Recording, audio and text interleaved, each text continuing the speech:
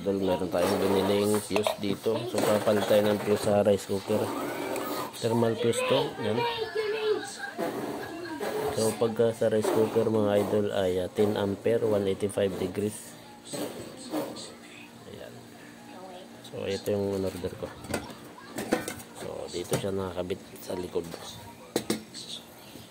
Sa likod yan mga idol So baklasin ko lang muna yung cover. Ayan, natanggal ko na yung nakaraan.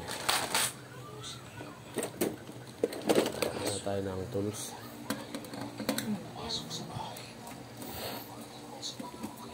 So ito yung ano yung mga idol, thermal fuse. Pagka walang power, ayaw gumana. So baklasin nyo lang sa likod. So nakakabit yan sa power, sa main niya nakakabit. Sa main line. So dito siya nakakabit. Dito siya mga idol, nakasuksok dito. Ayan. Dito yan sa switch, sa ano, connector. Ayan. Sa main niya kakabit yan yung pinakaunang dadaanan ng supply.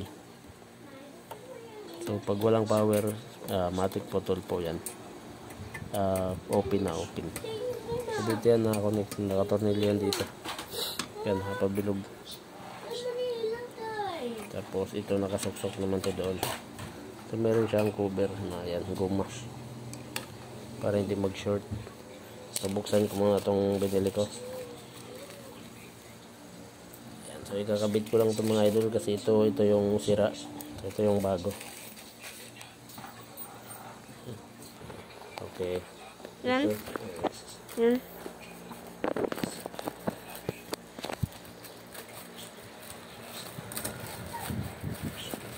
Okay. Ito. Tama lang, 10 ampere, 185 degrees. Dalawa pala itong aking binili. Dalawa itong mga boss.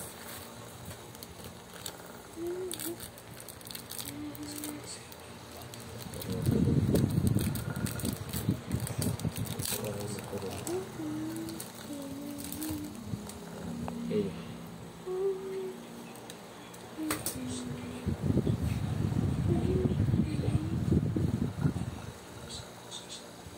So ito yung luma mga boss. So parehas lang naman yung rating nila. Okay. Tapos na? Hindi pa. Ayan. Ito yung sira. So ito yung papalit. Parehas lang naman to. Ito yung bago. Ayan. Parehas din. 10 ampere, 250 volts, 185 degrees. Okay. Malabo yung camera natin mga boss.